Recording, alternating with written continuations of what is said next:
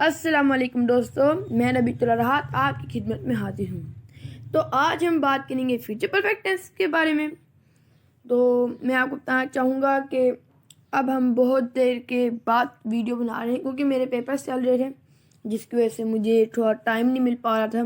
तो अब मैं थोड़ा फ्री हुआ हूँ, तो फिर आज मैं अपनी वीडियो बना रहा हूँ। तो फिर आज हम फ्यूचर परफेक्ट टेंस के बारे में बात करेंगे।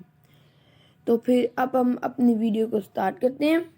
तो उससे पहले आप इस वीडियो को लाइक कर दीजिए, सब्सक्राइब कर दीजिए और शेयर करना मत भूलिए और बने रहिए हमारे साथ। तो फिर अब हम अपनी वीडियो को आगे बढ़ाते हैं, लेकिन उससे पहले छोटा सा ब्रेक लेते हैं।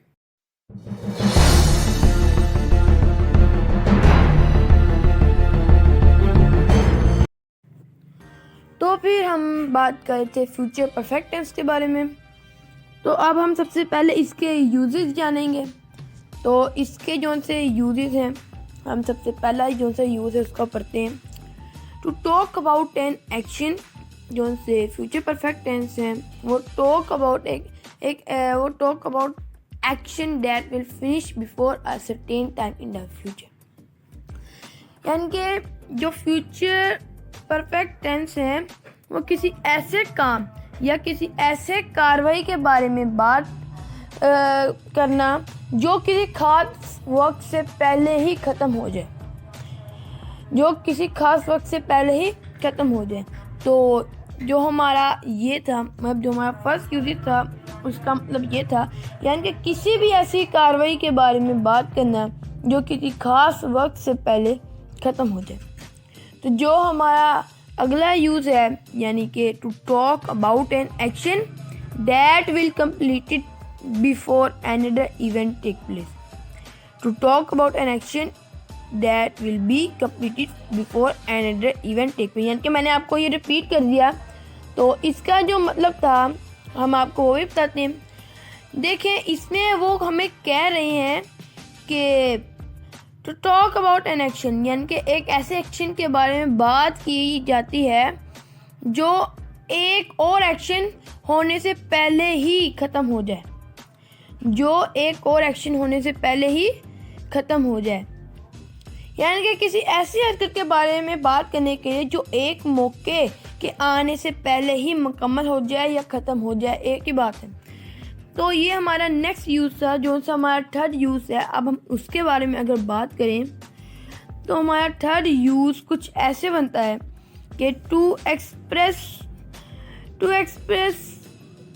Conviction that something happen near the past.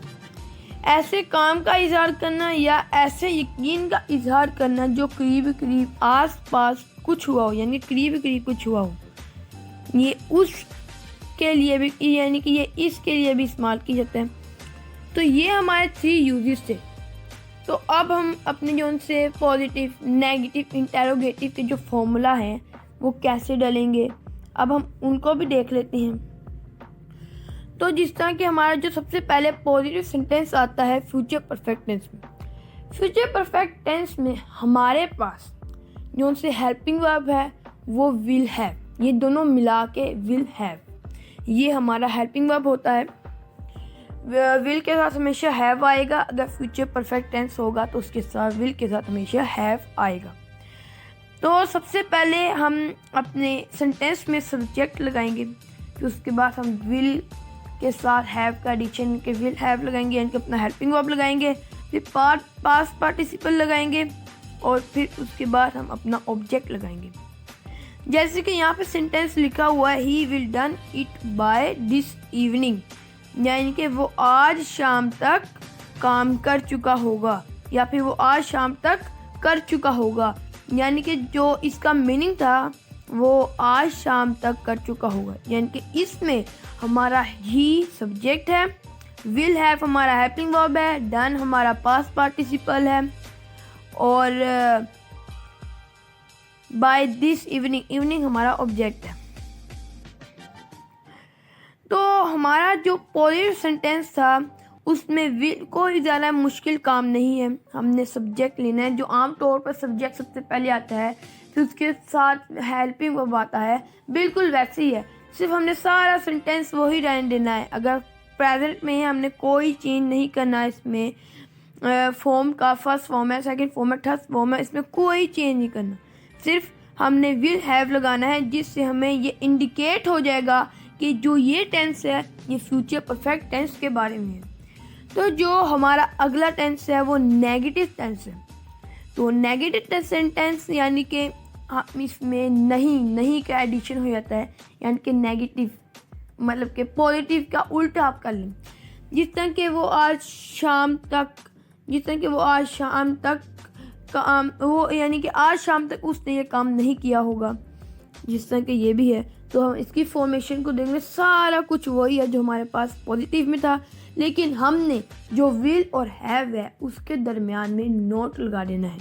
यानी कि विल के और हैव के दरमियान में नोट लगा लेना है, जो हमें इंडिकेट करेगा कि ये फ्यूचर परफेक्ट टेंस है, लेकिन ये future perfect tense negative form में है। तो जिस तरह के हम सबसे पहले सब्जेक्ट लगाएंगे, फिर हेल्पिंग वर्ब लगाएंगे विल, फिर उसके साथ हम नोट लगाएंगे और नोट ही के साथ हम हैव लगाएंगे। यानी कि हमने विल नोट हैव इसका एडिशन करना है, यानी कि विल नोट हैव का एडिशन हमने फ्यूचर परफेक्ट टेंस में करना है। और प्लस इसके साथ पास्ट पार्टिसिपल आएगा और फिर उसके साथ ऑब्जेक्ट आएगा। तो यानी कि जो अब हम जो कहेंगे, जो सा इसका सेंटेंस है, he will not have done it by this evening, यानी कि आज शाम तक इसने ये काम नहीं किया होगा। तो ये हमारा नेगेटिव टेंस था। तो अब जो हमारा इंटेरोगेटिव टेंस, तो फिर अब हम अपने इंटेरोगेटिव सेंटेंस की तरफ आए हैं। तो फिर जो हमारा हेल्पिंग वर्ब है, इंटेरोगेटिव सेंटेंस का हेल्पिंग वर्ब जो हमारा विल है वो हमारा फ्रंट पे आ जाएगा, और जो हैव है वो हमारा सब्जेक्ट के बाद आएगा। सबसे पहले हमारा विल आएगा, विल के बाद सब्जेक्ट, और सब्जेक्ट के बाद हमारा हैव आएगा, क्योंकि हमारा फ्यूचर परफेक्ट टेंस का जो हेल्पिंग वर्ब है वो है विल, जो कि हमारा फ्रंट पे आ गया, और सब्जेक्ट वो हमारा जो होता है हेल्पिंग वर्ब के बाद आ गया। तो फिर अब हमने क्या करना है, हमने करना कुछ भी नहीं है, सिर्फ अपने हेल्पिंग वर्ब को फ्रंट पे ले आना है, सब्जेक्ट को हमने हेल्पिंग वर्ब के बाद लगाना है, और उसके बाद हमारा हैव आएगा। हैव के साथ ही पास्ट पार्टिसिपल आएगा, और पास्ट पार्टिसिपल के साथ ही हमारा ऑब्जेक्ट आएगा। तो ऑब्जेक्ट आएगा, तो यानी कि हमारा पूरा जो फॉर्मूला है will plus subject plus have plus past participle plus object. तो अब हम अगर इसकी डेफिनेशन मतलब अब हम इसका जो सेंटेंस देखें वो कुछ ऐसा है, will he have done it by this evening, यानी कि इसमें उसने क्या है, क्या वो आज शाम तक कर चुका होगा।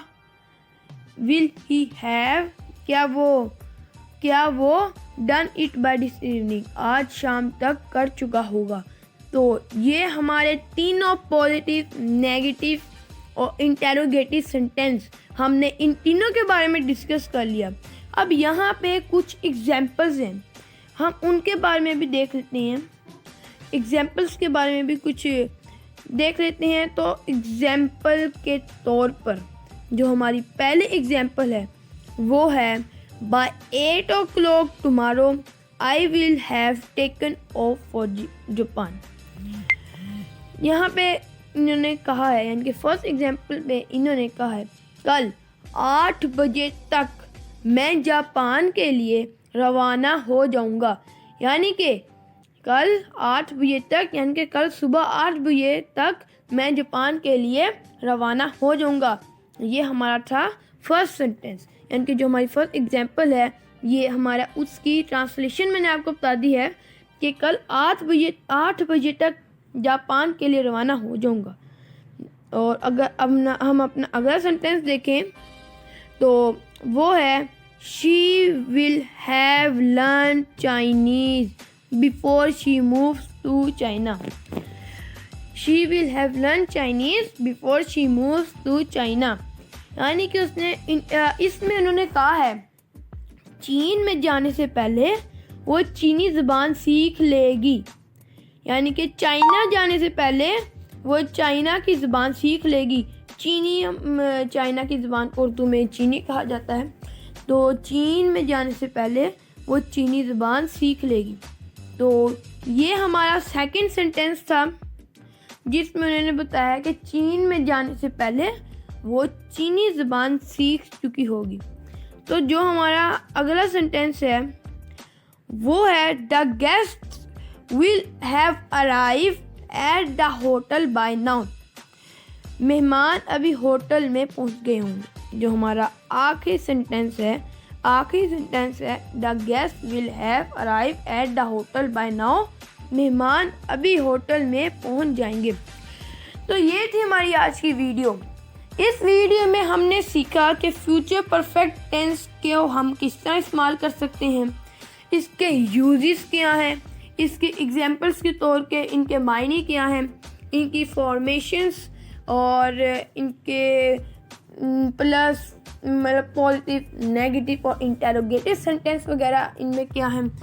तो हमारी इस वीडियो में बहुत कुछ सीखने लायक था। अगर आपको ये वीडियो अच्छी लगी हो और आपको इस वीडियो में कुछ भी खराबी मतलब कुछ भी अगर आपको समझ नहीं आई हो तो आप उसके लिए कमेंट करें। अगर आपको ये वीडियो अच्छी लगी हो उसके लिए लाइक करें और इस चैनल को सब्सक्राइब करें ताकि और बेल आइकन को दबाना मत भूलिए ताकि हमारी हर आने वाली वीडियो की नोटिफिकेशंस आपको मिल जाए। यानी कि जब भी मैं अपनी वीडियो अपलोड करूँगा तो आपको घंटी बजेगी और वहाँ पे नोटिफिकेशन आएगा कि मैंने अपनी अगली वीडियो अपलोड कर दी है।